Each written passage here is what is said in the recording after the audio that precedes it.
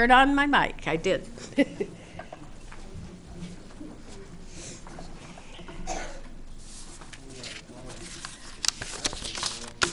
Okay, the roll call. Tonight we have Director Moore, Director Wilson, Director McAnally, and Danny. What's your last name? Peterson, Director Peterson. One of the things I'm not good at is names. Who are here today. And now we would like to have a presentation of the colors by the Todd Beamer High School JROTC. Would everyone please stand?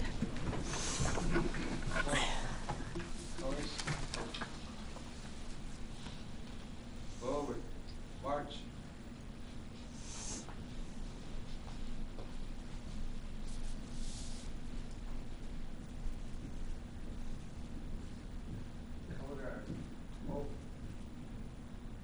Order, colors.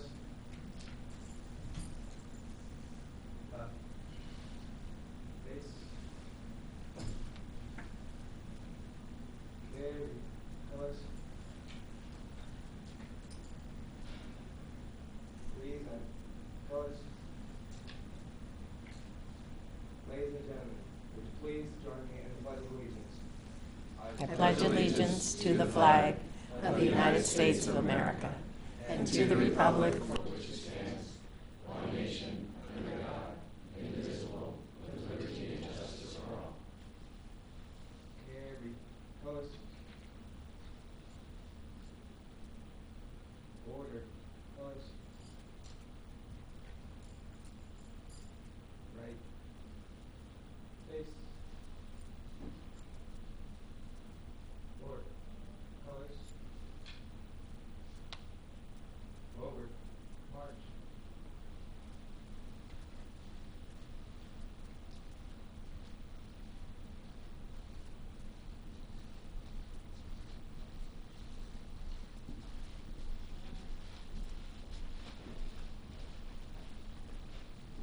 Hold on.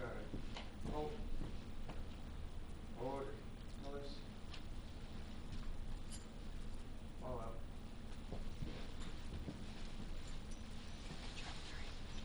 Thank you very much. Mic on again.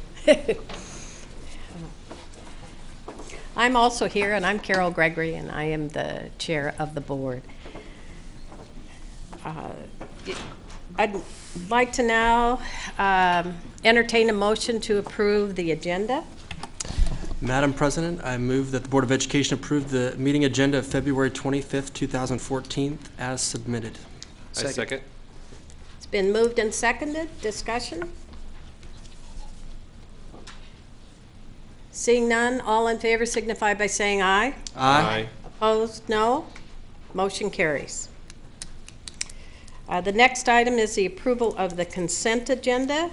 Do I have a motion to approve the consent agenda? Madam President, I move that the Board of Education approve the consent agenda of February 25th, 2014 as submitted. Second.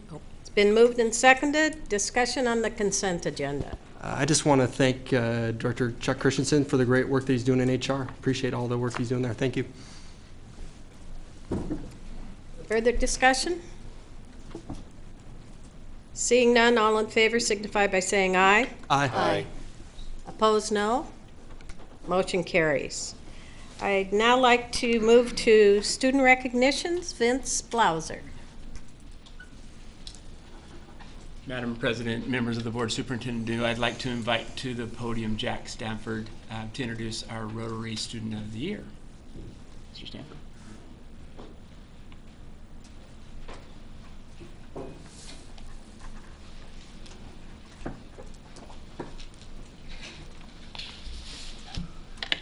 Board members, Superintendent, it's just always a pleasure to be here representing Rotary with the duty of now brand new Student of the Year.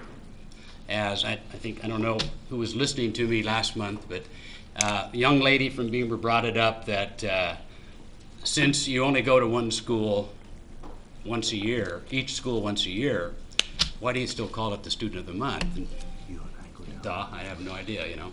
So we changed it, and we're actually going back, just a little footnote, we're going back and we're changing the certificates and the plaques to the two schools we've already done, Truman and Todd Beamer. So, but tonight, the Rotary, which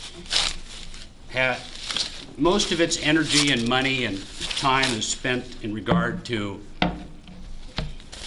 students in Federal Way, and that's what we enjoy. One of the things we really enjoy is the Student of the Year, and we visit each high school, and the school brings 3 students to us, and we have information about them prior, but then we interview each student, and then we pick the one.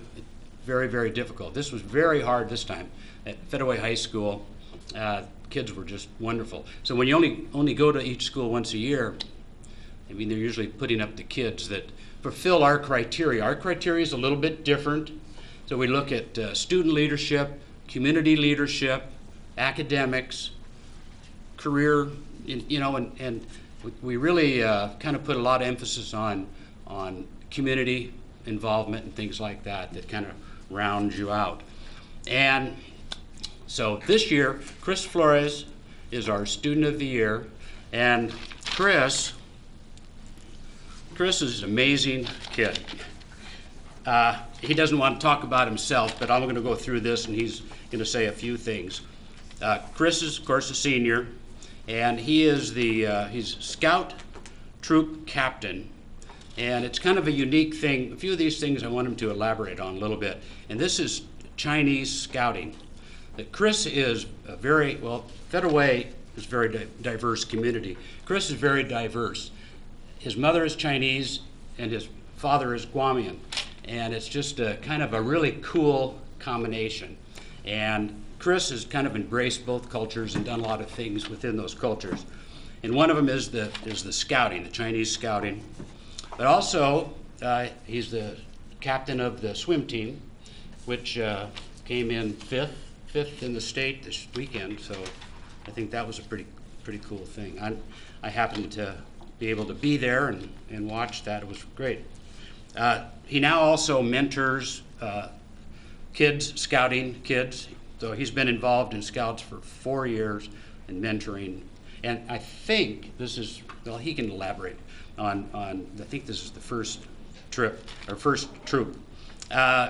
Some of his activities in the community range from food drives for the homeless to playing his guitar at some of the retirement centers. So kind of a wide range. He's involved in Cambridge classes and has 3.75. He's involved in drama, Chinese drawing, Chinese chess, and he's going to talk about his filming. So he has quite an extensive deal on that. But so kind of all the kind of things that I want to say, and so there is our first Federal Way High School Rotary Student of the Year. Thank you. Really appreciate it. And then, so it's your live TV, so you just go for it. You know? Okay. Well, yes, my name is Chris Flores. I'm a senior at Federal Way High School, and as Jack said, I am in the Scouts, the Orca Scouts, as they're known as, and it's one of the first Chinese Scouts to be here in Washington, and I've been captain for many years, and I've taught the newer Scouts how to learn all of the lessons that we do there. We raise flags and we help flag raising ceremonies and all that kind of stuff. So going into high school, I always thought to myself that I wanted to make my mark on high school, and I've always been interested in doing film, and film is just, it was magical to me, and I loved doing it. So I just thought it was perfect, and I kept going to sporting events that I was doing, and I would film and just have my camera with me, and I would make these videos, and everyone seemed to just love them. So I've been doing that for as long as I've been in high school, and it's been amazing. And I just love having this opportunity to be at school, to be with all the people there, and share the amazing education that we all get. And in the future, I plan to go to UW Tacoma or Seattle, still deciding, and do computer science or engineering, and continue film. And yes, so I'd like to thank the school board and the Rotary Club. I'd like to thank my principal, Chad Littrell, and yes, thank you. Cool.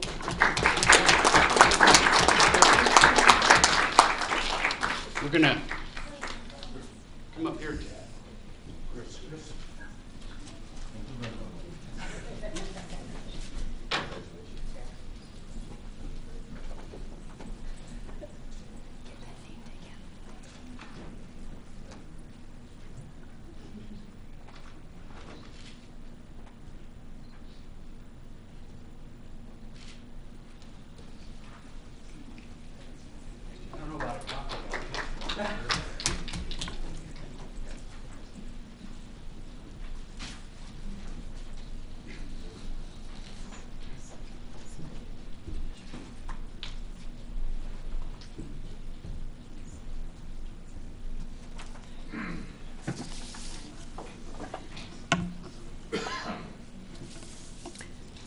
Jack, thanks again for that presentation. I think the Rotary does us a real service by reminding us what an amazing group of students that we have in the Federal Way School District. And thank you again for the work you do on this. Okay. Vince, I think you're next. We're now moving to the TAF Academy Japan trip and a Madam report on President, that. You bet, thank you. I'd like to bring to the podium Paul Teitler and his team to update the board on a couple of exciting trips of sending a delegation of students and staff to Japan this spring break and in the summer. And they're here to share with you the upcoming trips and what constitutes a great opportunity. Thanks, Mr. Welzer. Yeah, absolutely. Thank you, sir. Yep. Good evening, welcome everybody. Thanks for, I guess you should be welcoming me. I guess I'm guest here. So it's always a great opportunity to introduce two colleagues that I cherish a lot in terms of what they do, their dedication to students and families at TAF Academy. And Emily Orion and Sean Simons are here tonight. Emily teaches Japanese and Sean teaches Chinese at TAF Academy, where our middle school students have a chance to sample both of those languages, and then our high school students select which language they want to study for their college entrance and graduation requirements. And so it's a great opportunity for us at this school to have engaged kids in this level of language. And then recently, these two have worked in tandem to organize and provide just an amazing travel experience for our students. And I'm going to let Emily and Sean share specifically about those details.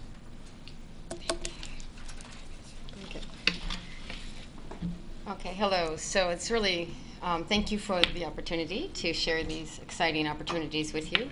I'm going to go ahead and talk to you briefly about the spring trip, just because it's first. And so there are two, it's kind of interesting that this happened all in 1 year. It's kind of by mistake, or just by chance and luck. But I worked for 3 years trying to get this STEM leadership trip, and Sean and I both, Sean did a very successful one last spring to the Bay Area with the Chinese Club, which was amazing. So we've kind of worked together, and both of us have been on board with the idea of sharing just the doors that travel can open, whether it's to San Francisco, and just being able to give students experiences that both of us have experienced in our youth, and that made us who we are today as educators. So we've been collaborating for that about those trips, or on those trips, for about 3 years, and then this fall it happened. I was able to get this Kyoto STEM leadership trip passed here at a board meeting a couple months back, and it was very exciting, but it became a lot of work. And then, so let me just tell you about this trip very quickly. As you can see, I just wanted to say that the idea of this trip was to think of a way, it was kind of my idea that I worked on, to take STEM and the idea of international travel and a group of kids and get them excited about a STEM leadership program and use that as also a context for an international trip. So I'm a product of international schools, and I've been employed there, and my husband is involved in international school education as well. So I'm very familiar with the international school network throughout the world, and I thought that that was an exciting idea to use a small international school as almost a venue, and try that out at a small school that I worked at once in Kyoto, Japan, and then perhaps somebody else, not me, can do another one to another country's international school. So it's just an idea that I'm very grateful that it was passed. So these 8 kids will go in April, and we've been working together, and it looks like a lot on this on the screen, but basically they're going to lead a STEM leadership program at an international school that will take place in English. They're using innovation and technology solutions to the environment, and then we're specifically addressing water because it's World Water Day. The UN's World Water Day is in Tokyo, right around the same time, just before we arrive. So we're using that as sort of the backdrop for these kids coming together and using innovation and coming up with water filters and just sort of doing different experiential just activities that will lead them together to support this whole idea of the UN's idea for clean water for the world. It's a big, big, big concept, but that's basically the STEM part. They'll do that every day. They're very excited about it, different grade levels. They've been practicing with Kyoto International School. The school where we will do this is elementary through grade 8. And then obviously, the third point would be, well, I want to speak on the second point, which is very quickly, that I really believe in both of these trips because it can be very expensive. These kind of trips can be so expensive, and the gap between children who this is very easy for them to go on these kind of trips, and those who it's not so easy, and where finances get in the way. And I always thought about that. I've always thought, oh, this is crazy. I took a bunch of kids once to Paris and Rome at my old school in Canada, and everybody was like, oh, well, that's where we stayed last summer in Rome, and this is, and it was like, oh my goodness, all this international travel. I want kids to have these experiences because these are taking them into their careers and into how they imagine themselves in the world. So being able to provide an opportunity for students economically was important to me. So that's why I worked so hard on this. And then the language piece, in the afternoons they'll get to apply Japanese skills in real time. So let me just get to why I'm here. Sorry, I got carried away on my first trip. So the next one, those are just some beautiful pictures of Kyoto. So then this is the Kakehashi project. So as soon as this was established that we could do this and we could move forward with Kyoto STEM trip, and we had our 8 kids on board, I heard from the Japanese consulate, and they invited us to this program. So I didn't understand why it was like that. 2 days later, I could have maybe, it was interesting. But they chose us, specifically us, to participate in this. And so let me just give you a brief explanation of what Kakehashi is. It has 2 sides. It's, as you can see the numbers there, 2,300 American students and 2,300, I'm not sure why that's such a magic number, going in both directions. It's a huge project. It is sponsored by the Ministry of Foreign Affairs through the Japanese government. It also, it's at the level with the U.S. Embassy as well through, I have it listed here, so all the organizations that are involved in the Japan Foundation. It's huge. We were chosen, and I think I took part in this last year, so I know how this the exchange part works, but it's really an honor to be chosen. It really is, and we're really lucky. So right there, I want to just go, this tells you it's the Japan Foundation. and MOFA, which is the Ministry of Foreign Affairs, promoting this. But if you want to know kind of why they're doing it, and as people say, why are they paying all this money? Why are they giving us all this money? It's because it's actually a kind of a to boost the economy in Japan. So that's their one initiative that's behind it, because after the tsunami. So it started out as a project for the youth of the tsunami affected areas, and they carried that on for 3 years, and then they branched off into this now, which is Kakehashi. It used to be called Kizuna, which was about healing, and now this is moving forward. So that's the background to the trip. This is what it means for TAF on Tuesday, but really on the Monday, the 9th, because of the time difference. It's from June 10th to June 19th. They will go to Tokyo, then to Okinawa, then to Tokyo. That's the proposed agenda. It's very different from the Kyoto STEM trip, 100% different. It's very formal, a lot of just kind of exchanges. They'll do various key cultural, technological, and industrial locations. I worked this project last year, and I was with a group that went around the Washington area on the other side, the Japanese side. And they go to we went to an onion factory, we went to the Weyerhaeuser. So it's this kind of trip. It's all about the exchanges, and they hope that these young people from Japan and the young people from the US will develop together and keep their relationships and their interest in each other. Included in the program is everything, basically: round-trip fare, travel accommodations, the study program, all fees, everything is included in this except for the passport and the trip to the SeaTac airport. So that's about it. Yeah, it's pretty incredible. They do stay in a host family setup for 3 of the nights there.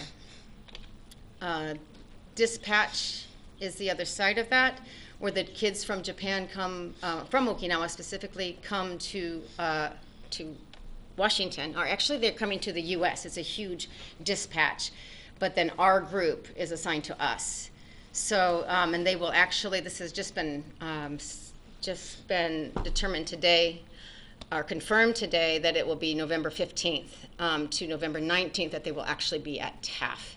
So they, I don't know if I just got that date, but I asked them to send that. So, and that's basically some very it's a collage of pictures. I tried to include the Tokyo and Okinawa. I myself have never been to Okinawa, but I know Tokyo well, and I just wonder if anyone has any questions. I don't know if that was clear, or if I've included all the information. So. I'm so glad you came to talk about this. Both of my kids are at TAF, and both of them have benefited from both of your tutelage, I should say, both in Chinese and Japanese. And I just can't tell you enough how exciting it is to have this kind of opportunity for students. And I know in the trip last summer that when they went down to the coast, the career, the college, and the language focus was just an amazing opportunity, again, for a group of students who had never traveled or traveled together as a group, but traveled anywhere where they could use their skill and see where their potential could lead them. So it's so exciting to see this and see opportunities for students, which is what this whole global initiative is about, and what we know needs to happen in order for our kids to be successful and save us from ourselves when they become adults and we're the ones that they're taking care of. So thank you so much for all of this, and I'm really looking forward to having students come back and share with us about their experiences and their trips as well, and perhaps even the students that come to visit. Thanks. Yes. Thank you for your presentation. I think for those of us that have started with the Global Initiative initially, our hope was to see, students actually getting out around the world and learning that the world is bigger than Federal Way and all the opportunity that's out there. So to our ends, we're excited to see kids expanded and a diversity of kids getting opportunity is, of course, what we're excited about most. good luck on your trip, and we look forward to hearing back from you. Thank you. Further comments, questions? Can I just say in closing, thank you so much for your support for Taft Academy and the support for these programs, the opportunities for these students to have this experience, to create new mental models on what the possibilities are for them, and the stories that they will share with their peers back at school will be immeasurable. And we're just really, really excited. The thought that we can take, 30-some students to have this experience at a school like Taft Academy is just outstanding. And we just really appreciate the other opportunities, Ecuador, Uganda. And then also we take 10 students based on a partnership to Costa Rica. And so to have those sort of international experiences, for students to think differently, to students to collaborate with peers in other places of the world about potential solutions or problems that they face in common and problems of the 21st century that they will need to come together to help solve, it's just an amazing experience. So thank you for the work that you guys do and the support that you give schools like Taft Academy and all the schools in Federal Way. Thank you very much. Thank you.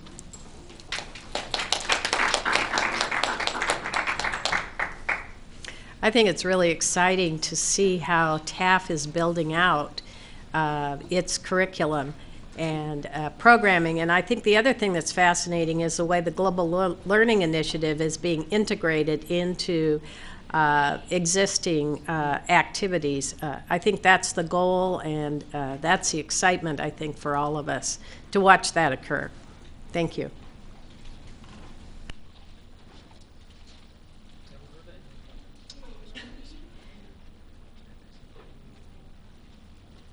Sorry, got to learn this system. Marie, the next one is a presentation on highly capable. Good evening, President Gregory, members of the board, Superintendent New.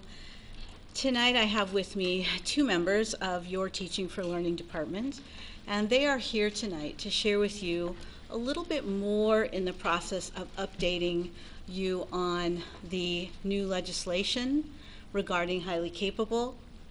They will share with you some of the changes that have come out of legislation and also give you a brief update on where we are as a district in the process of transitioning to those changes.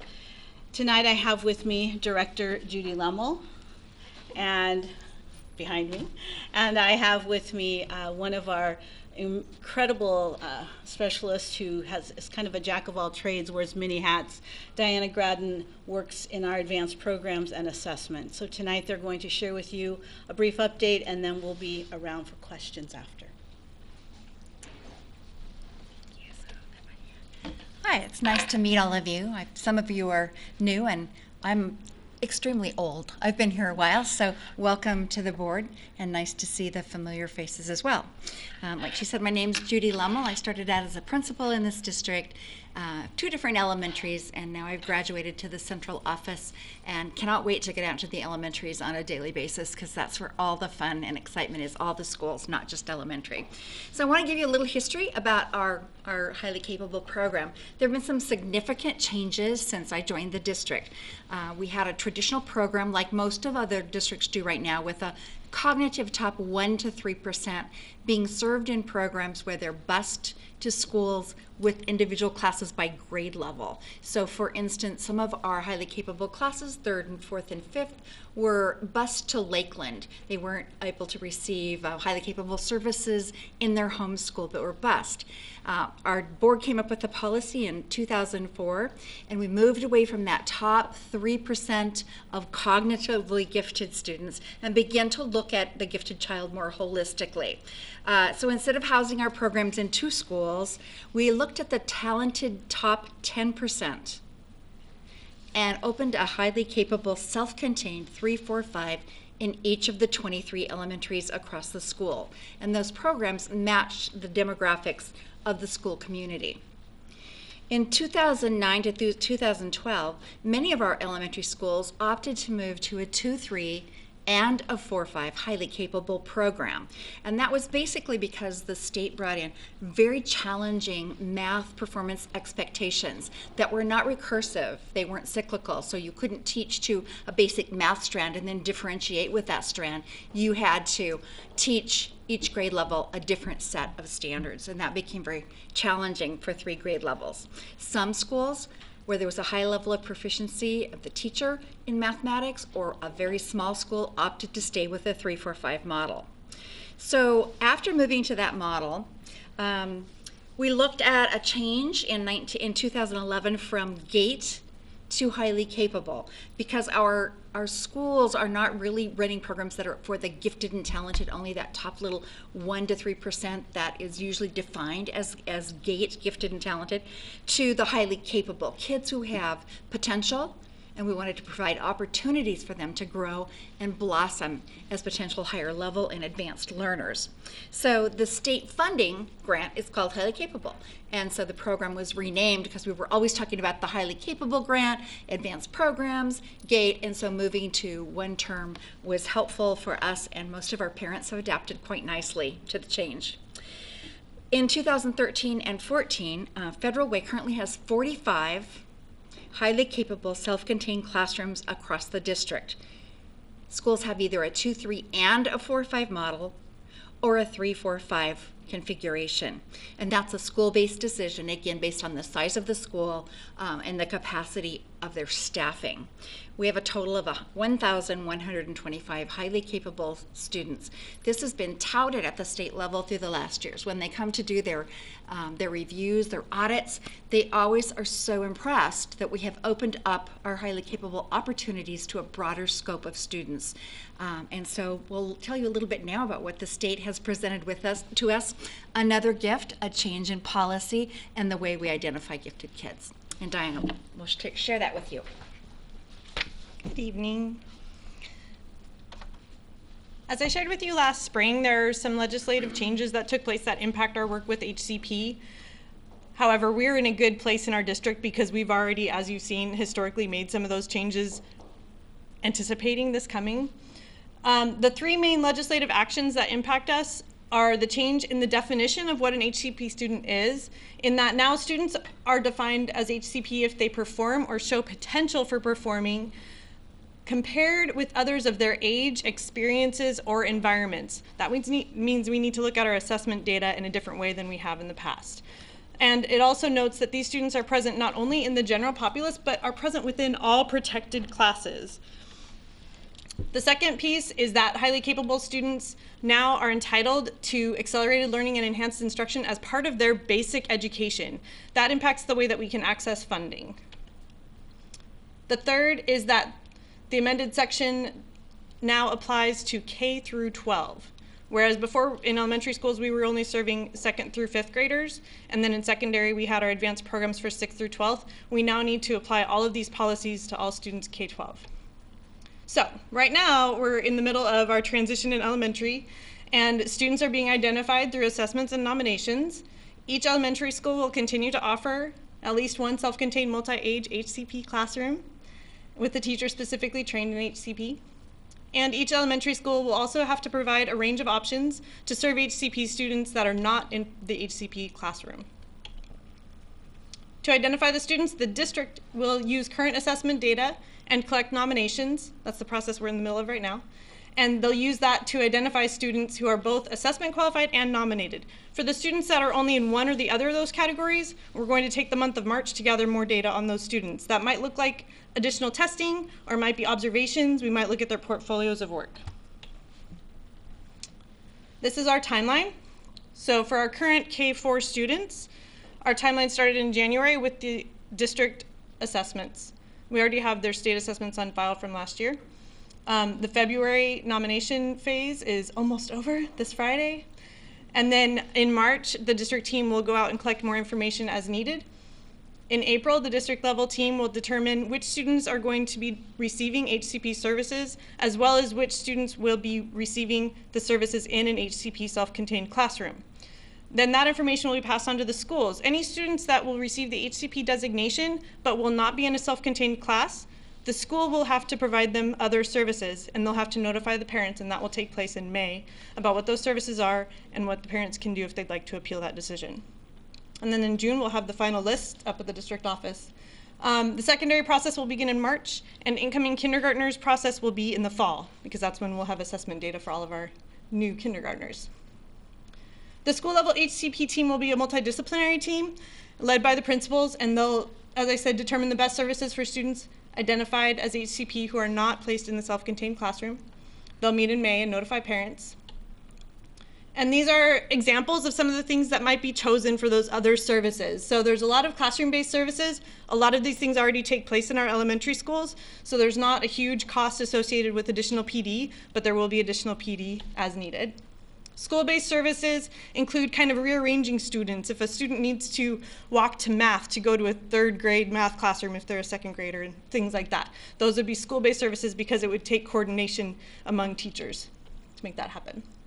So a nice little summary for you here. Here's what's still the same. Every elementary school will have at least one self-contained multi-age HCP class per school board policy. Students will be selected for the HCP self-contained class based on assessment scores and nominations from parents, educators, and community members, and there will be an appeals process in place. Here's what's different last year and this year. Basically, the building level teams are no longer in control of determining which students will receive HCP services for the self-contained classroom. They're responsible for other services besides the self-contained classroom, but a district level team will determine the placement in the HCP self-contained classroom. HCP students used to have to be reevaluated at certain grade levels, but now they'll carry the K-12 designation. So once you're an HCP student, you will be until you decide to opt out or until you graduate or leave our district. Previously, students who were not placed in self-contained classrooms didn't have to have any kind of other services provided, but now if they're identified as HCP, they'll have to receive some sort of service, even if it's not in that self-contained classroom. In the past, we used SAGES as a Tier 1 assessment, which means we gave it to every kiddo, and this year we decided not to do that. So instead, we're using MSP, FNP, and STAR, which are district and state required assessments, and the kindergarten math assessment. SAGES may still be used in the Tier 2 level of assessments if we need more data on a student. In the past, the FWPS Equity and Achievement Policy required that HCP self-contained classes reflect the demographics of the school. And now there's legislation around this. Our rules are still stricter. So the legislation requires that HCP qualification students' assessment scores are compared to others considering all of their demographic data. So we're comparing their ethnicity, free and reduced status, ELL status, etc. However, that doesn't override the FWPS Equity and Achievement Policy. That's still in place. That's it. Questions for all of us? So just for clarification, that there's likely the possibility that we currently have a child in an HCP environment in the self-contained portion that will not qualify next year based on the district doing these assessments. So I'm just concerned and want to make sure that we're going to have parents in May, they're going to be upset, and I want to make sure how we're going to communicate that and what we're doing, as what our plan is around that portion. So the multi-age structure grandfathers those students in. So if I'm in a 2-3 classroom and I'm a second grader, I'm going to continue on in that 2-3 classroom regardless of my HCP designation. The difference is then the following year, if I don't carry that HCP designation, I may not receive services in my 4th grade year if I haven't gone through this process. Does that answer your question? So, but if we have, okay, so the 2, 3, 4, 5 situation, right? So you've got a 3rd grader, and then we're not going to do SAGES because they qualified through SAGES, but we're going to take what the tests are best based on, and they may not qualify, right? So just giving examples of how we're going to do that, and then what are the plans around making sure? I mean, we're in Nautilus, we've got a situation where we've got kids that qualify that didn't make it into highly capable, but definitely should be giving additional services like you're talking about. So I'd like additional information or understanding. It doesn't have to be tonight, but how that's going to work and how that's going to look. I mean, it's a big deal to start taking, a second grader that's going to, in math and 2 components that may be going somewhere else to do a 3rd or a 4th grade class. I mean, what are our plans around that and how does that look? I think basically we don't ungift students at the elementary level. If they're with a classroom of peers that they've been moving through the program with, we want to make sure that they continue with that teacher and their peers and are served as they have been served. But the new program will definitely designate kids differently and assign a tag, a label to them, so that we are responsible for providing what you're talking about, the other kinds of services through their entire career in Federal Way. In my mind, if I'm understanding you correctly, it really addresses the issue of providing individualized and differentiated support for kids on both ends of the spectrum.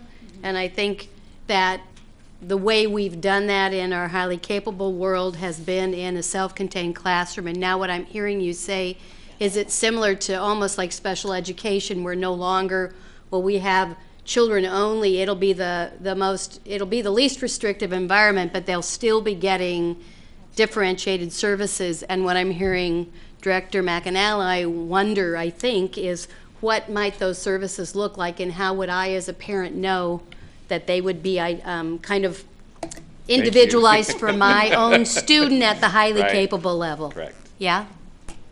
Is that, because that is an issue. It doesn't mean if it follows me, I want to know, and I want to be able to see that my student, I'm pushing them on this end, both ends. I think you stated that really well by talking about the RTI model, where you're differentiating for both ends of the spectrum. Mm-hmm. And this is one way to really ensure that students have the top end as well as the low end in all classrooms. As far as the services that your child will receive, you'll be informed, and I'm sure you'll have plenty of opportunities to advise and be involved in what those services might be. You may not want your child to be involved in an after-school art enrichment program, but you may be happy with the chess club at lunch or a math exploration or a science project. Thank you. I just want to say thank you for your presentation tonight. I know just as we've been implementing this, just to see the evolution and the progress, and just even tonight, the then and the now, and just how we're continuing to refine and create these opportunities that we're not trying to cap students, but we're trying to create places for them to be able to continue to excel, not sit around bored, but capturing that and saying, okay, how can we help you soar more? And so thank you for all the work you're doing.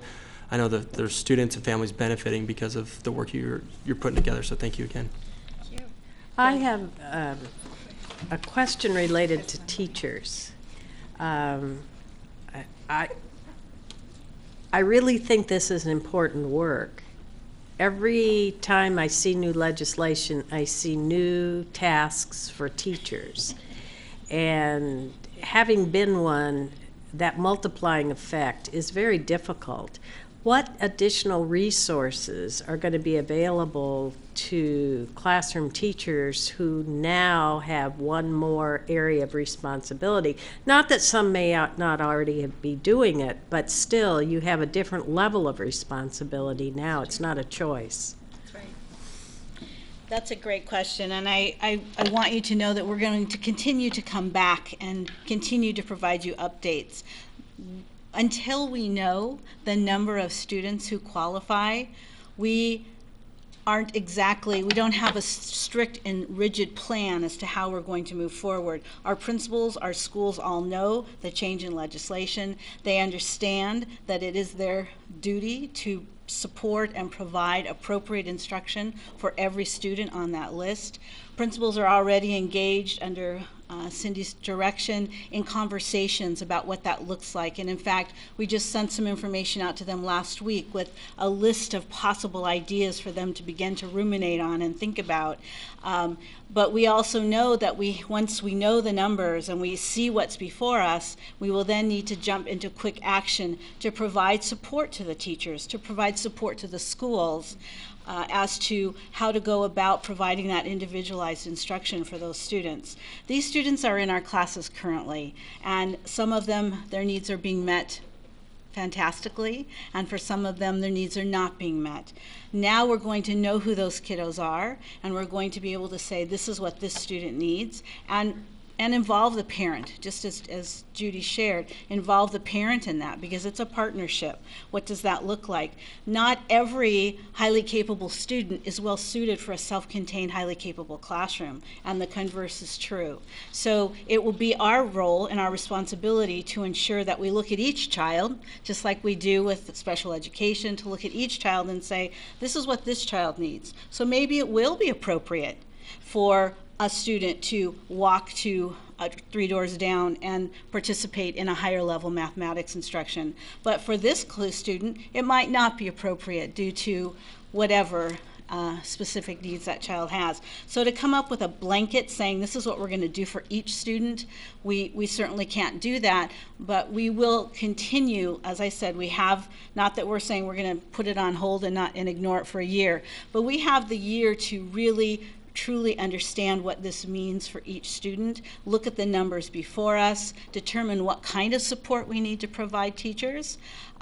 Working with students of advanced capabilities is certainly not something that every teacher, like you said, Director Gregory, has been trained to do. And so we need to provide that support, and like you said, it is one more, but we believe that we can find those resources and support them. I think the standards-based work that we're doing lends itself to that, because now we can say, you know, Director McAnally, your son has met all the standards in 3rd grade math, and we have evidence to prove that. So we can't keep him sitting in the chair every day learning 3rd grade math when he's met the standards. And that was part of the reason for moving to standards-based education, is so that we could now see where our students' strengths are and where to move them next. And so we will continue this work. We're not finished. It's new legislation, but it's also our duty as educators, and the support for our students is critical, and the partnerships with our families. So we will be back. We will share more with you as we continue. We'll probably give you another update coming up as to the numbers of students who've qualified. We'll give you more report on, because this process of identifying students at the district level is new as well. So we'll come back and update with you on those, but you always know where to find us for additional questions as well. One thing I might add too, just so that you know, is that our director, we have a very strongly invested in gifted education director. I don't know how many other districts could boast that their director has a master's in gifted education. So she really does know the ins and outs of how to make this work. We also provide monthly professional development for our highly capable teachers, and summer training and opportunities for them to work together in their own professional learning communities. We may expand some of that. I have not yet found Teachers in Federal Way unwilling to just work their hardest and to work harder, but what they often ask for is, can you give us some additional training so we are sure that we're doing the right thing, so that we know how. So that will definitely be part of our grant work as well. I'd like to thank all of you for your work, and I look forward to where we go. And this is exciting for us to be able to see that we're individualizing it and basing it on some of those that don't fit in the classroom. It may not be a good fit to still take care of them as well. So, thank you. I have one additional question, and it may be one you want to wait and do later, I don't know, but where the definition talks about show potential for performing at significantly advanced academic levels when compared with others of the age, experiences, or environments. Does this mean that students who may not have had the environment or the experiences are still going to be identified? Because one of the things I've always worried about are those we leave out who have potential. And so is this trying to address that question? That's correct. Great. That's correct. That is a concern that I think districts have had across the world, really, is it nature versus nurture? And we have to ensure that we're looking at each child, because each child comes to us with a different package, and the potential is there. It's our jobs to find it and to go deeper and look for it within each student, as opposed to stereotyping or saying, no, that student can't possibly. We know that some of the characteristics of some of our most intelligent, brilliant children sometimes aren't those characteristics that people would just go, wow, there's a student who's highly capable. Sometimes the characteristics may look like somebody who's rolling on the floor and not participating in class and behaving inappropriately. And so we have to look at every single characteristic our students present to us and say, so what is that? What's underneath that?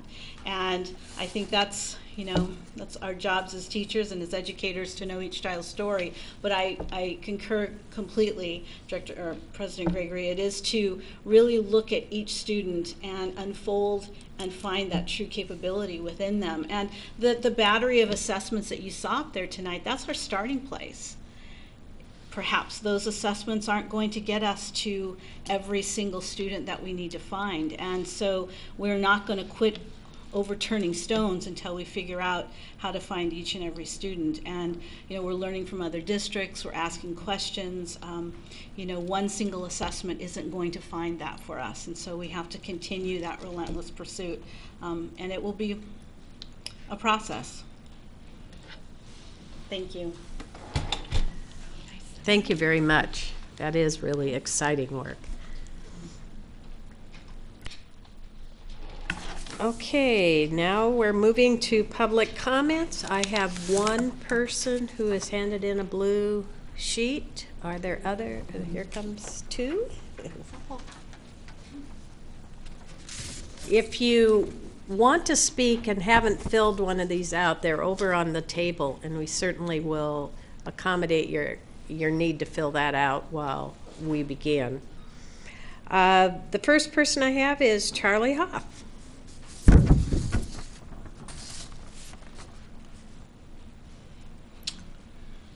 Thank you, and with all the changes in personnel up there and duties, perhaps I'm premature, but I did send to the board a question concerning achievement levels as prescribed by OSPI and how they may relate to graduation.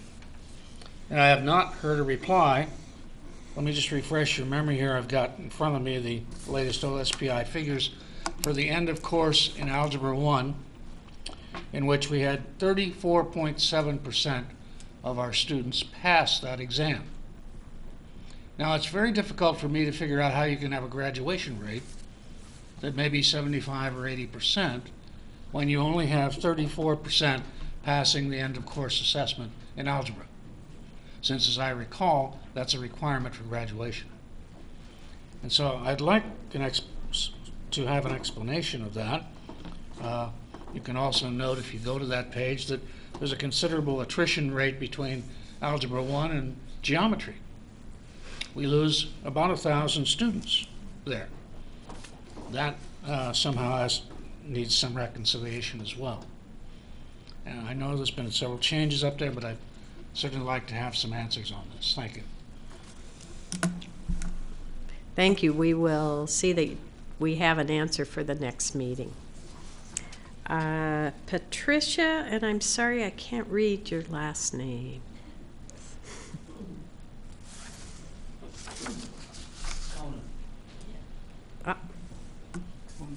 Conant?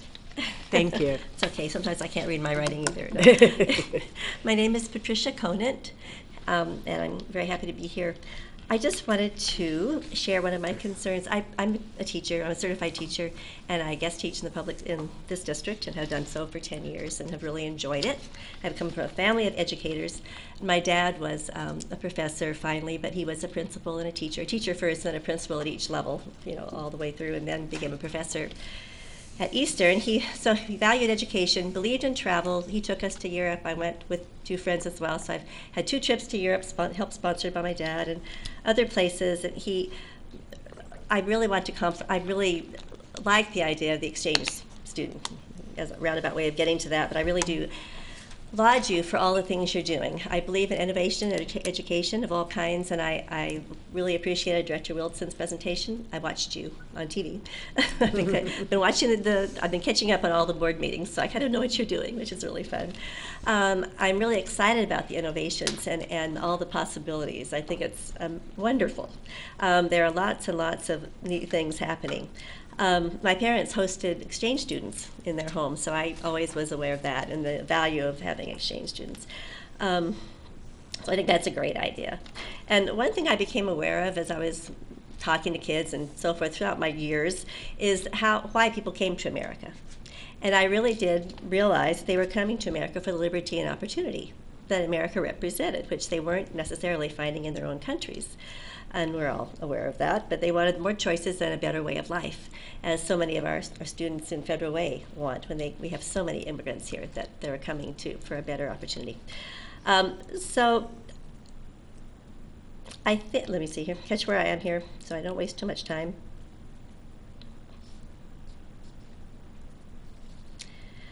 America is, as we know, unique among nations, really, for championing this kind of liberty.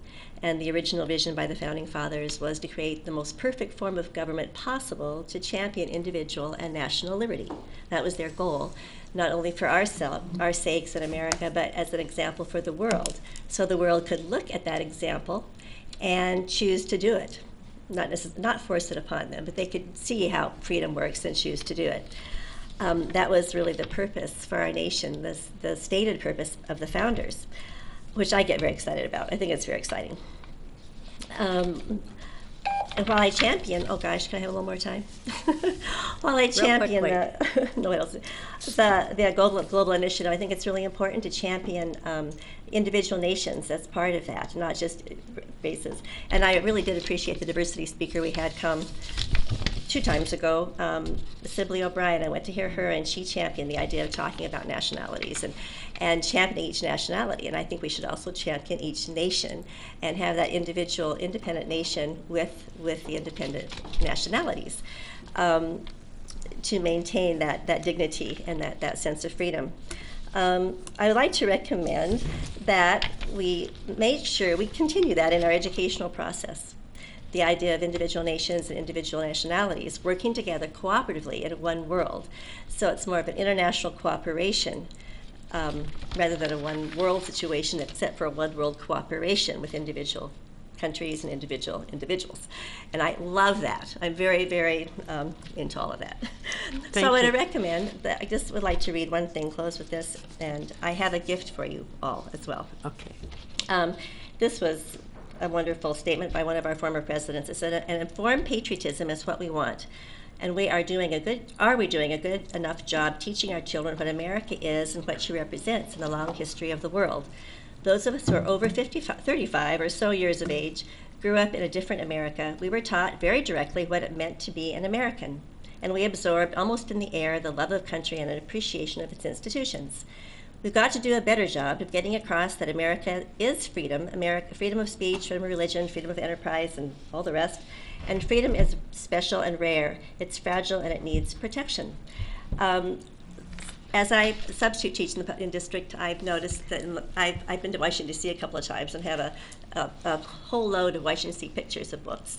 And as I share them with the classes when I have a minute or two, the kids are very excited to see them. I'm noticing a tremendous interest in our country and what it stands for. And the kids have not necessarily seen those pictures before. I'm sorry, it's new but to them. Need to stop? I Okay. need you to stop. All right, Yeah. thank you, I'm sorry. Okay, I have books to recommend, and I have the book to give you. Perfect. And this little book is called The Law by Frederick Bastiat.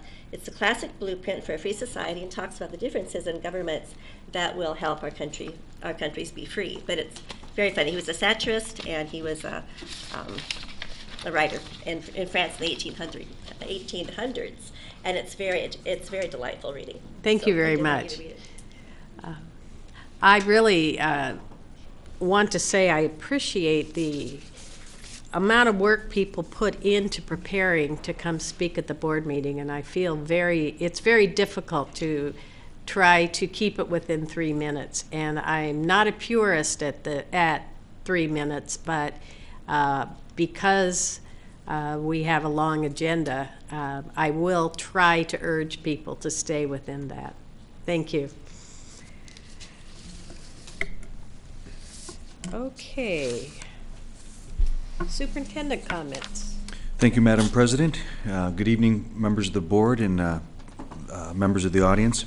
I just want to start off by saying that I had one of the most unique experiences of my career last week at Decatur High School when they held a special graduation for student Dom Cooks, who is, as we all know from reading the paper and hearing of his story, is dealing with an inoperable brain tumor. And by my estimation, there was about 1,000 people in attendance at Decatur. He and his twin sister were given their diplomas. For the first time in my career, I was able to actually accept a graduating class. And I appreciate the opportunity to do that. And I just want to thank David Brower for putting together the event. You may have heard that Doug Baldwin, the Seattle Seahawks wide receiver, was in attendance and presented Dom and his sister with Seahawk wear. Also helped Dom on and off the stage. And it was one of the most powerful, impacting moments of my career, and it was really reminds us of what we do, working with the kids that we do, and but most importantly, I want to say to Dom what a great impact he's had on his classmates at Decatur and in this community in his short 18 years.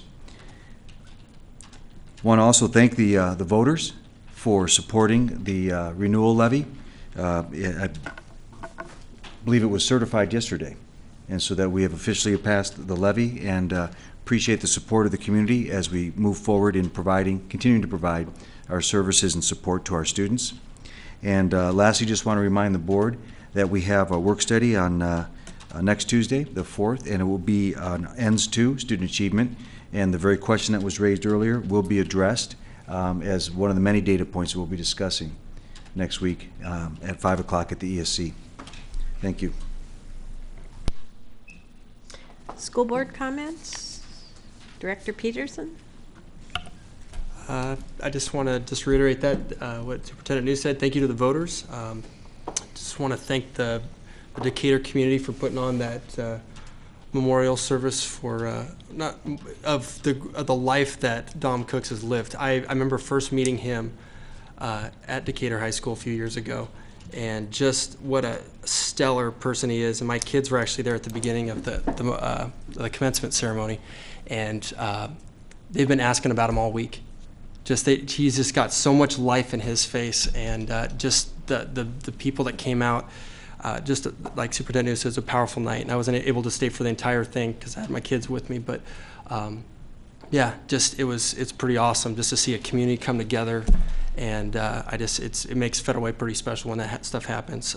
Two, I want to congratulate our sports teams that have been playing right now. I know it's championship, it's state stuff going on right now, and we got Decatur wrestling's doing their thing, and Beamer basketball and all that stuff. And it's just been fun watching some of the highlights of that. We got a lot of student athletes that are really achieving a lot, and just really proud of what they're doing on and off the court. Wherever they're at, and so I'm definitely thankful for that. So thank you. Representative McAnally. So I first want to thank the administration for our first grading advisory committee meeting that we had last week. There are 41 of us serving on that committee. It is a 2-year commitment in that committee. The work we did last week, we'll begin to share that as time progresses, but I feel like the work we're doing is very important. It was amazing, the things we pulled together and talked about last week, and so there'll be more forthcoming, but thank all of you for your participation.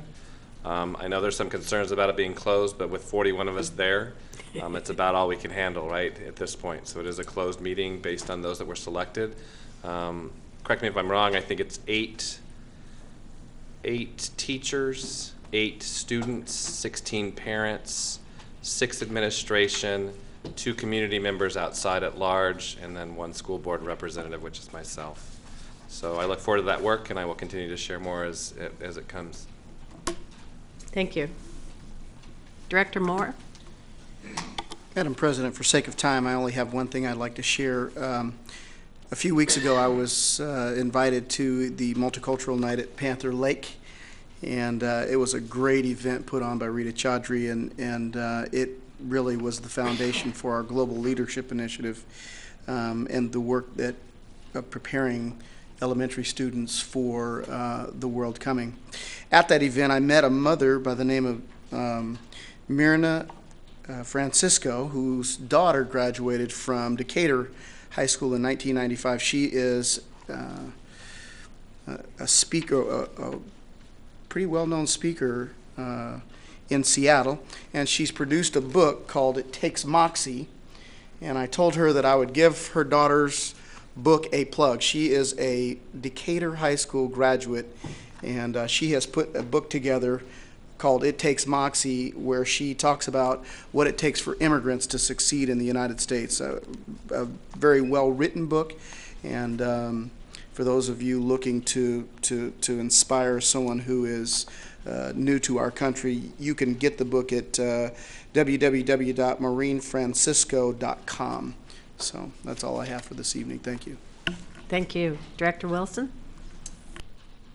Thank you.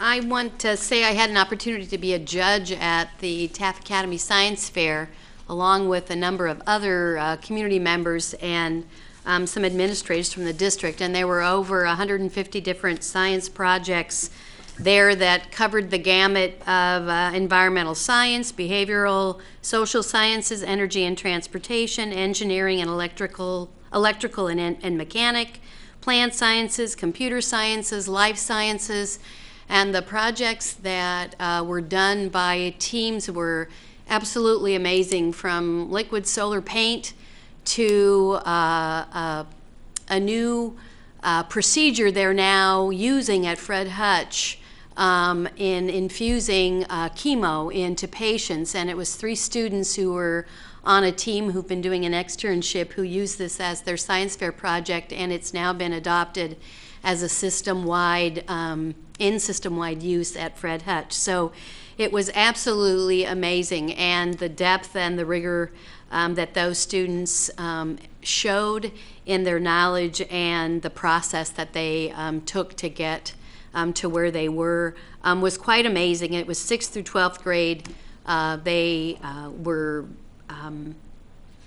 They had winners, and some of them went on to the regional science fair. Some went on to I'm gonna Imagine Tomorrow. I'm gonna hope I call it right. Imagine Tomorrow, which is part of WSU. So there was just incredible opportunity and a lot of involvement by the community.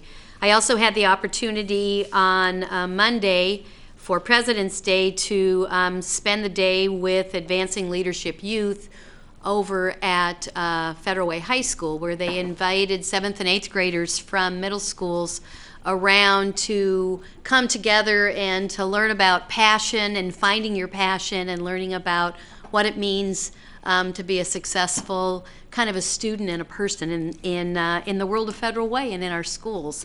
And Aaron Jones did a keynote. The mayor was there.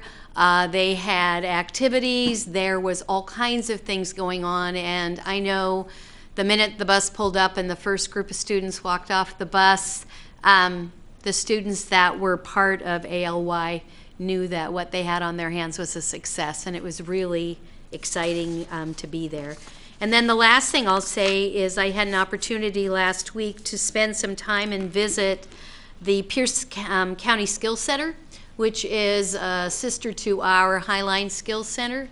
And it's a new facility that Bethel School District has created. It's on Bethel School District property, but again has programs like aerospace composites, automotive technology, game development, medical careers, construction trades, and it was just an incredible use of space. And the one thing that I took away was the fact that this particular building was built with 20 years ahead in mind. So the flexible spaces are such where they can be manipulated and changed based on program needs. And as we again look at creating our space for Federal Way High School, it's another thing we may want to look at. Things like floors that lift out so that kids can actually do their own wiring, but then floors can go back, and that could also be a place for a computer lab or any other classroom. So it was a beautiful facility and worth exploring to think about how they created those spaces for themselves. Thanks. Thank you. I just want to reiterate my thanks to the community for passing the levy. That's a citizen responsibility that over time people begin to wonder why we keep doing it. But it's a tremendous commitment to the future of our community and to our world. And I want to particularly thank those people who got up at 7:30 on Friday mornings to attend the levy committee meetings, and several are in this room, and I'm hoping that at a future board meeting, now that the levy has been validated, that we can bring those people forward. Many of those people have worked for levies and Federal Way for years and continue to do it, are very skilled, and really make a fantastic commitment to their community in a way that often isn't seen by very many. And I'm hopeful that we can bring that group forward at another time so that you all can see who is doing this work and recognize them for their success. Thank you. Let's move on now to the policy review. I'm sorry, legislative update. Claire. Well, the update I have was that yesterday afternoon, the Senate released the supplemental budget, and it included an additional $38.2 million for technology under the MSOC, which is Materials, Supplies, and Operating Costs, along with redirecting $97 million appropriated last session to begin phasing in a 24-credit graduation requirement for the state. The proposal would increase the technology allocation from $82 per student to $126 per student, and increase the total allocation from $782 to $826 per student. And from the perspective of WASDA, which is the State School Directors Association, the belief is this would be a helpful move as the state moves to online testing and we get ready for Smarter Balance. It will help us in the implementation of these new standards.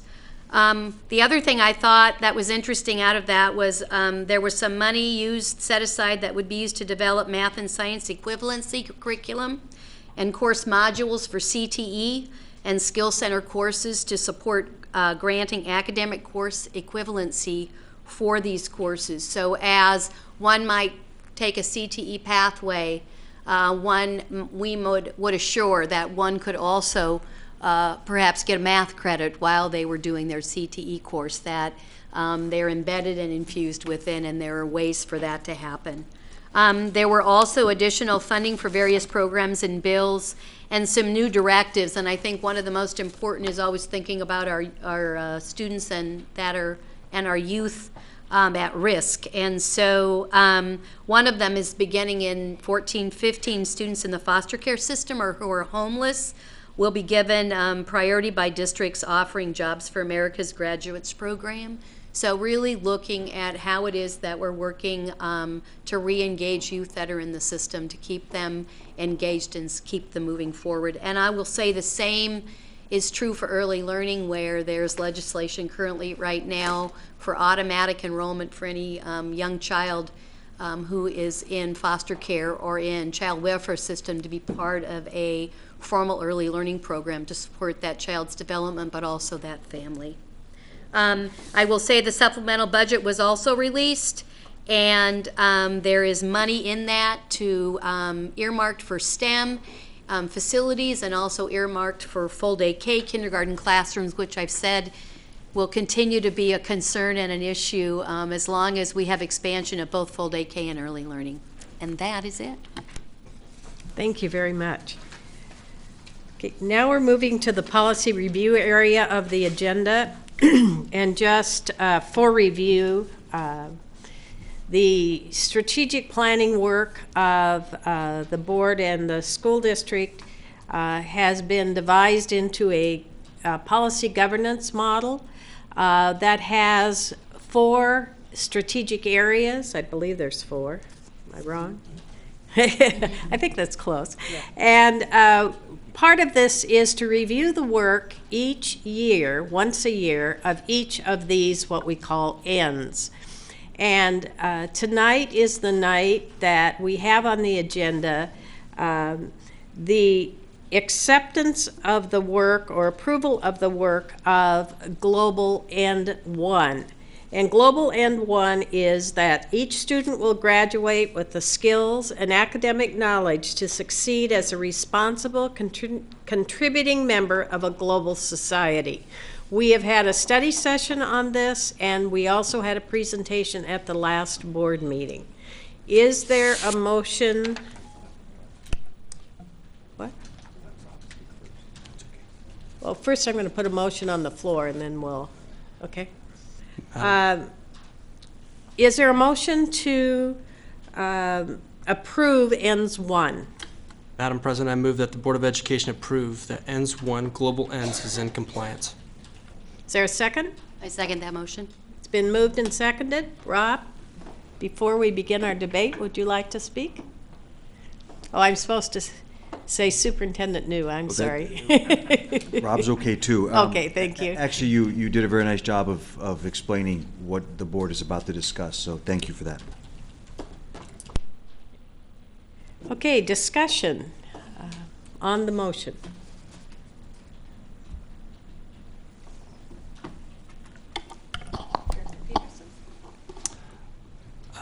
I guess I'm curious what other people were giving feedback on. For me, I see this as something that we've made some good gains in. It was good to see the reports that we got back from the district. I think for what the board has asked, that the district has been in compliance. For me, there was a few things that I was wanting to see as we move on for next year. I just think we're building on, building forward with these things. The couple things that I would like to see. Actually, first couple things, I think the graduation rate, some of the gains we've made in that, also in the ways that we've addressed some of the equity issues with graduation rates, I think it's been a good gain. This is stuff that I wrote down, and I'll claim it. But I would like to see the district develop some further long-term and short-term goals for the Global Learning Initiative. And I think that's something this next year that we can look at, kind of those components. As this is not something that I think we're deficit of. I think this is just the next step as a board. If we could give some direction to the district on that, I think that might be helpful with that. And then I think too, as we've heard a lot of suggestions on what certain steps might be, I think that it would be good to bring into the conversation for consideration what kinds of, not just is it a good idea, but what is it going to cost? What is it going to cost us in staffing, finance, all that kind of stuff moving forward? And if we have some benchmarks like that, I think it helps us really make some decisions on whether or not, what is the cost to see this type of thing implemented, and what could be hindered, or what kinds of things will we have to bring more attention to, or things might have to change in order to make that happen. So those are just some thoughts from me as I was reflecting over, as I feel like we're in compliance, what kinds of things, direction should we be giving the district for this next year? And I would respond to that I think as we created the Global Initiative Advisory, that's the board advisory, that would be the exact thing that group would begin to look at for us, specifically related to the international pieces and the travel, working not only students but also staff, and that we first give some opportunity for that group to create itself and to kind of do some thinking and some brainstorming themselves as that community group of kind of where they think they'd like to see those next steps, and perhaps bring those back to the board as a way to begin the conversation with the community group and let them do some thinking first and maybe bring their thoughts, as opposed to providing too much of a framework for the group before they kind of create their own culture or personality, if you will. And I think one of the first steps of that is in the creation of the actual committee, and that is in the thinking and in the working stages right now, and that will be brought back to the board for presentation as far as the makeup and what we're thinking about that. So I'm hoping that there are a lot of pieces to your feedback there, but clearly a lot of it relates to the actual global pieces. So absolutely. No, and that's why I think for that type of committee, it wasn't necessarily, I think just it was for the discussion of those kinds of things I think are good in next steps as we move forward and looking at ends 1. So. Madam President, while I am excited about some of the gains we've made, I'm disappointed by some of the areas where we've lost, in particular, the 68% African American graduation rate. I will be voting in favor of this EL being in compliance because I believe we're going to come up. I've heard a plan. We're going to try to fix that. But those are the real numbers, and I appreciate Superintendent New giving us the hard facts and coming up with a plan. My hope is that we can really wrap our arms around that problem and see some momentum on it, unlike we've seen thus far, also in the Pacific Islander and Hispanic populations as well. As far as the global initiative, I think it's the great carrot that moves kids to doing the things, doing the hard work so that they can have those opportunities, and I look forward to hearing what the committee has on that. So I have some concerns around the Global Learning Initiative. While I believe what's there, I support, but at this point I'd like to request further information on exactly our $250,000 budget and how that budget was spent, and what's left in that budget and what's planned to come out of that budget. When we look at numbers, when we set a goal, and part of this is from the past, so I'm just sharing concerns. I too will approve this tonight because I wasn't involved in the past, but I'm going to share concerns that I have around it. We actually missed. We missed by one student. I understand, to me, when we set a goal, we should excel in that goal. And I'm also concerned that I'm excited to see what happens next year, but part of my concern is this change that we had. Is it just a normal fluctuation as we go from year to year as a change, or are we truly progressing? When I look at what we've done in individual areas, African Americans improved by 9.9%. How do we do that? Can we continue to do that? Can we continue to move that number forward? Is it just a group of students that happen to be in this senior class that made that difference? So I want to make sure that we're looking at all pieces holistically and uncovering all of them. And so part of what I'd also ask of Superintendent New is that we come up with goals. Part of what's been really hard with this, based on policy governance, is that I have some, in the next 60 days, that we kind of sit down what the goals are for the next year. Some real tangible pieces around it, not just a graduation rate, but specific goals in each of those areas and how those goals look. So we have something tangible to touch to other than just a graduation rate. As we move forward in the next year with the work that we do. I just want to make sure we're covering all areas. So that would be a request at this point. In the next 60 days, we kind of see where goals are going. And so those are my concerns at this point about the two components of this. The other pieces I did leave because I felt it was really important for me, one, to be at the school that I needed to be. We had things double scheduled, and I ended up leaving the work study 45 minutes into it because I felt it was important for me to see how the family night happened at Federal Way High School for our 8th graders going into 9th grade. I believe we really need to focus on the areas of our 5th grade students transitioning into middle school and our 8th grade students transitioning into 9th grade, and I have concerns around that. We probably only saw 10% of the students that are there, and unfortunately most of those students were Caucasian middle class students. And I want to make sure that we're touching every single student to make sure that they know what their choices are and what choices they can have, because between our 4 major high schools and then Truman on top of it and some of the other pieces that we have, that we need to make sure that every student has the ability to know what their choices are and where they want to go. And so those are some focuses on what I would like to do in the next year, is that we make sure that we are reaching out at the 5th grade level and at the 8th grade level in those transitions. Thank you. I too am very interested in how we move forward on the Global Learning Initiative, and I think we heard a lot from our community previously that there is still uncertainty about what this is. I think we're also hearing some very exciting things that are already going on, and things that clearly are going to be strengths for students to participate in. I believe that because we have this committee, that the whole concept of a more rigorous strategic plan is something that we're moving forward to in this arena through this committee. One of the things that the board talked about at their retreat, and something that I think we're all beginning to talk about and will put on a work study agenda is how we move forward in expanding the information around these various ends. What are our goals? What are our perceived outcomes? So forth.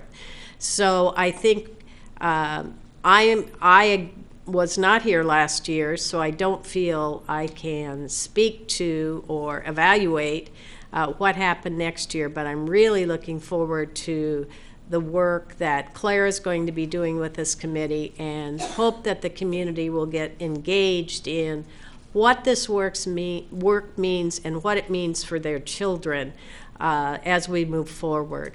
I too am very interested in watching the numbers on the graduation rates. And I was excited about the work that's being done at our high schools to really individualize and identify students who are having difficulty so that we can really support them as they move through to graduation. So I too will vote in support of this. I will vote to approve ends 1. I guess the one thing too, as I've just watched this process with us as a board this last month, and I noticed in one of the comments too that someone was requesting additional information or didn't have enough additional information. For me as a board member, what's I think been concerning for me is as a board we really haven't asked a lot of questions during our times. There's just been, and I think maybe this is part of just the learning, but this next, obviously we want to be very efficient and effective when we have these months, because we have ends 2 this next month, ends 3, ends 4. And if there is questions that board members are asking those questions, not, during the week, that kind of stuff, emailing, getting the information they need to make decisions that they need to make. So I just, I think as a board we can come together even more, as we ask those questions, and we come together at the board meetings able to compile what we've learned and be able to make recommendations that are helpful for the district and help us, like you said, to look at those goals and to see, are we making progress? So thank you. Great. Any further discussion? Yes. Madam President, I'm looking at an email that has 3 questions on it. Is that what you're referring to? You're referring to this? Yeah, no, that was some of the feedback from it. So I just want to make sure that that was, I think, the feedback from our survey that we took. So obviously some people didn't have any questions, some people did. So that was just my thought is if we do have questions, or that we're asking those questions early and often, if we do indeed have them. And I'm sure that is happening. So yeah. So I see these 3 questions here. Will there be answers following this? Is that what you're referring to? No. So will these questions be answered? I guess is my question. Is that what you're hoping for? They've been asked. No. Those are individual responses from individual board members, and I would assume that each board member will take the initiative to get their question answered, unless it's something that they feel the whole board should act on, which is, I believe, what's happening with what probably were Danny's comments about goals and objectives and how we're going to move that process forward. So the survey question, if we do the survey and it says make a comment, we're not supposed to make a comment, we're just supposed to seek the answer on our own. So doing this was... No, we're clearly to make a comment so that we have information about how others are feeling. I am the one who suggested I didn't have enough information. Since that time, I have received that information. So that's how I reacted to my concern. So the only reason I'm harping on this is because whatever additional information you needed, we all may have needed as well. Okay. And so if there's a way that we can find out what that is and what those needs are, that's great. Then we could have that information that you're seeking as well. If I may, and thank you for this conversation tonight. And as I look at this information that's on this sheet that was given through SurveyMonkey, and as we know, and for folks out there that might be a little bit confused about this conversation, the comments come through anonymously, not not by intention, but by the way that the survey is designed.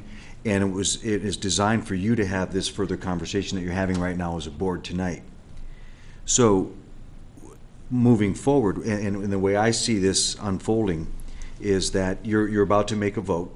And I think I like the results of what this vote's going to be, as you've been indicating tonight.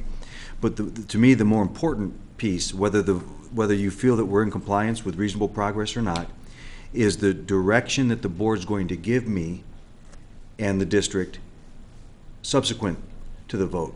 So part of that is this conversation that we have here. But then, as Director Moore is bringing up, whether it's needing more information or specific skills about how we're going to measure going forward, that's the directive that you're going to give me based on this conversation tonight. So what's here in this survey and in the survey responses isn't necessarily designed to be answered for tonight, but to move us forward after tonight. So what I heard earlier, and obviously you've got to move to a vote here in a moment, but after the vote I'm going to ask you to consider a motion that was brought up by Vice President McAnally, and that is for goals to be produced in the next 60 days. And then I see those conversations then being couched within those goal statements based on the survey results that I'm looking at tonight. I hope that made sense. It sure did to me. I think it does make sense, and I'm wondering, Director Moore, would you like this also to be put on the work study agenda so that we can continue this conversation and maybe get some of these answers? Yes. Okay, let's do that for the next work study. The other thing is, I think we might want to discuss the direction that we want to give you, because I think we need to think through what the role of the committee is and what the role of the board is in that direction. So I'm going to suggest that we also discuss that at the work study, that we go ahead and approve or take the motion that's on the floor now and then move the rest of the conversation to the work study so that we can sort out what the committee's going to do, what the role of the board's going to be. Does that make sense, everyone? I just have Tony, Director Moore, because we're doing Director Moore tonight. Where you got to, the first couple questions were no. Where you got to at the end, definitely, that was kind of where, that was where my question was going, where Superintendent New talked about, that's to, I think, I guess my hope for tonight is that we would be having this discussion and basically solidify, asking those questions and then coming together tonight with, if we needed further presentations, that kind of stuff. That we'd be doing that, being able to give some type of a direction moving forward. For me, moving forward, I'm concerned that we're going to start ends 1, ends 2, that instead of being able to pick up a piece, move on to the next one, and be able to fully invest in that, because ends 2 is very extensive as well, coming up this next month, that under the President's leadership as a board, that we would move that progress, maybe that process earlier in the month, so we're not waiting till the last board meeting of the month to ask them those questions and maybe try to get some stuff moving forward. And that's part of the learning process. That's all I'm saying. And obviously, yes, you had additional questions. That's great. You got them answered. That wasn't trying to call anybody on that. Right. For me, I just want to make sure that we're asking those questions, doing that due diligence, and so that we're able to come together and have discussions like we're having tonight. So thank you. And I also agree that under normal circumstances, I think that conversation would continue for this evening. Where I see the thinking we need to do is around what the committee's work is, because we didn't give the committee charges specifically, and what the role of the administration and the board are in coming up with those ends. And so, coming up with those goals. So that's simply what I'm suggesting, is that we do some thinking about this, because when I say charges, I'm thinking, are we suggesting that the committee recommend goals to the board? Can I read for the board what the original board motion was for this committee? There are roles for it, so yeah. Because that will really help us. Because again, I'm all for guidance, but I don't want to have the plan already in place for a committee that isn't there yet. So it says that the board commission a Global Learning Initiative Committee to gain community perspective and monitor district process. So I'm going to split those two apart. So one is perspective and the other is progress in accomplishing ends one. Each student will graduate with the skills and academic knowledge to succeed as a responsible, contributing member of a global society. In my mind, the perspective first is from the community, what do they define that, or what would they even think that would be? More than us saying, here's what the outcome we'd like. I would like to have a chance for this committee to define, at least as a community, what they believe what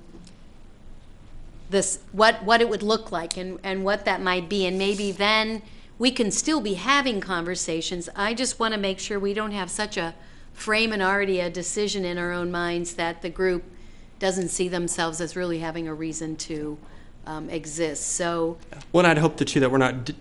It's the role of the board to do the work of that, and the ends one, not the committee's job to do it. You know, and so it's for us to develop that together, and then to use that committee as gaining perspective. And so, yeah, I think there are the boundaries there, but obviously, if there was some stuff that would be helpful for the board to get perspective from that committee, I think that'd be helpful. and I guess what I'm trying to say too is I don't want to wait for the board to have all that in order before we meet as a committee. And it may be that part of what we do is create our committee and our culture of who we are and begin with this global big conversation. Then that would give the board enough time to have the conversation and to be able to further along down the road inform, with more direction. But I think I don't want to hold off on creating the committee while we're trying to create and come up with some total agreement on the actual one. Can we agree then to continue this conversation at the work study? I'm sorry. Well, I was just going to say, first of all, I appreciate this conversation. I really do.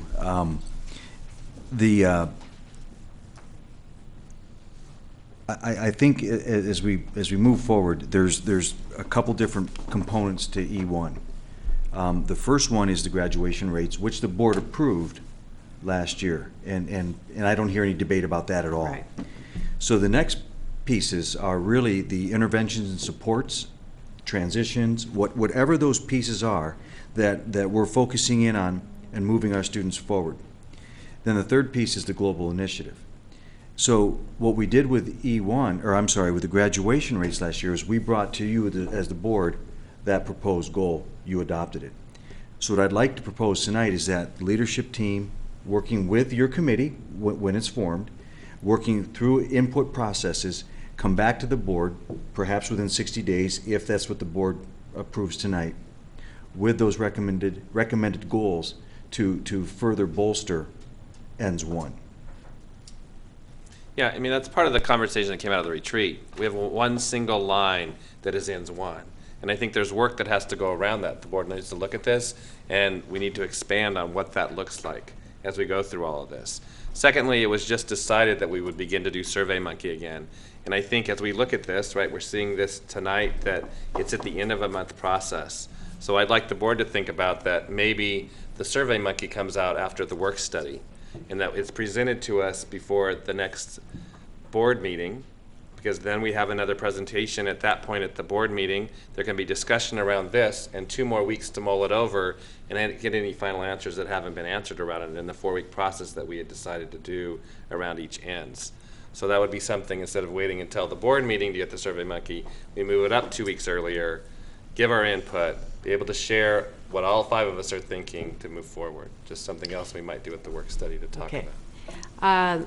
Then if the board is in agreement that we will continue this conversation at the work study on how we come up with goals, what the role of the committee is, what the role of the board is, what the role of the administration is, I'd like then, if there's no further discussion on the motion, to put a vote to the group on the motion. Is there any further discussion? If not, do we normally go by individual? Okay. If not, all in favor of the motion to approve ends one signify by saying aye. Aye. Opposed, no. Motion carries. Thank you. I know that was confusing, but one of the things that I'm finding that we're finding very interesting is the getting to know each other and also getting to know and thinking about what processes we're going to use as we move forward and into the complexity of this work. It's really exciting, but we will muddle through a little bit, and a new chair doesn't help, but that's the way it goes. Madam President, I heard tonight from Director McAnally possible action item, but obviously we haven't moved as a board for that. I heard a possible timetable and some stuff that he'd like to see. I don't know if we want to vote on that. Obviously, one request doesn't move the district to doing that, so I don't know if it was just a suggestion or if that's something we actually want to move forward. Let me ask this. Are there any further motions to come before the group on ends 1? I think at this point, I'd like to wait until we discuss it further at the work study next week, and then we Thank can you. decide at that point at the next meeting what we want to motion to move forward. Okay. Then let's move on to executive limitations 10, asset protection. Excuse me, though. Sally, do you have a response to a question? Oh, okay. I didn't know. No, So I think it's my she's in question position to talk about EL10. Okay, perfect. Okay. Okay, thank you. So is there a motion to approve executive limitations 10? President Gregory, I move that the Board of Education approve that EL10 asset protection is in compliance. Is there a second? I will second. Moved and seconded. Discussion. I would like to mention to the board that all 5 of you filed your survey responses, and the responses were 5-0 in favor of saying that EL10 is in compliance. Is there any additional information that we need? If not, Madam President. discussion?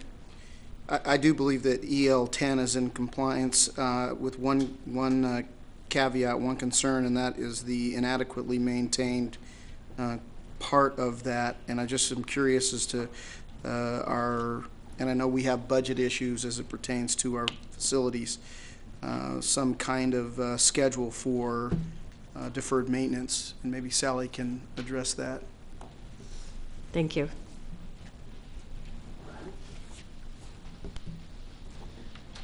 Good evening. Director Moore is referencing the number 3 item in Executive Limitation 10 that says we take steps to ensure a program of preventative maintenance is in place for district facilities and equipment. What I talked about in the Executive Limitation Monitoring Report was the district's work under the leadership of the Director of Support Services, Cindy Wendland, our compliance with the Asset Preservation Program, which was developed by the Superintendent of Public Instruction. And that report is due to OSPI by April 1st, and you will get a copy of that. Please note that in our first round of working with this Asset Preservation Program, we're only required to evaluate buildings that we built in the last approximately 20 years, because those are the buildings that are eligible for state match. But Cindy Wendland and the staff at maintenance will be taking the next step to do that for all of our buildings. We also have underway a portable inventory assessment to give us some idea of what our portables are being used for, because the bulk of them are not being used for classrooms, and for the ones that are classrooms, what kind of condition they're in. So this is will take us a few more months to get the entire package together, but it is something that we've been working on diligently for the last few months, and you'll get the first piece of that when we file our report with OSPI by April 1st. Thank you. You're welcome. So I have one question around, I know there was a levy that passed to change Illahee Middle School out of the septic situation to taking it to public, and do we know where that's at or what our holdup is with that? So the 2007 bond issue that was in front of the voters made a commitment to the voters to spend $20 million worth of anticipated state match funds or school construction assistance funds that would come from rebuilding Valhalla, Panther Lake, Lakeland, I'm forgetting, Sunnycrest, thank you, and Lakota, that we got state match from those 5 schools, and that out of that school construction assistance funding, we would do a whole host of projects. And that list was provided last year with the EL10 report. I can share that with the rest of you if that's something that you're interested in. There are 2 major projects left under that 2007 commitment. One is the electrical work at Totem Middle School, and the second one is the installation of the sewer line at Illahee. We have 3 different options in front of us that have different impacts and different cost parameters around them that I had intended to discuss with you at the second work study in March, because I have a whole host of things to talk to you about that night. But it is something that has been worked on, and we're ready to go as soon as we know which direction the board is most comfortable with. Perfect. Thank you. Thank you. Any further discussion on the motion to approve? Sorry. Further discussion on the motion to approve EL10. Seeing none, all in favor of the motion signify by saying aye. Aye. Aye. Opposed, no. Motion carries.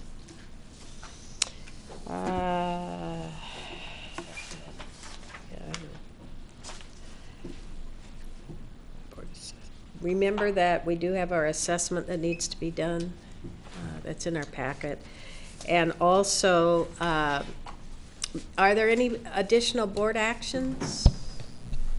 Well, not really, because you didn't vote on any of those ideas that were tossed out. But I did write some of them down. Thank you very much. I will get the Citizens for Federal Way Schools here hopefully at the next meeting. Thank you very much. Okay, if there's nothing further to come before the board, I just have one thing I feel a real need to do, and that is to apologize to Director Peterson for forgetting his last name. I have to tell you, I'm terrible on names, and I really apologize. That was inappropriate, and I'll try to do better. You are forgiven. Thank you.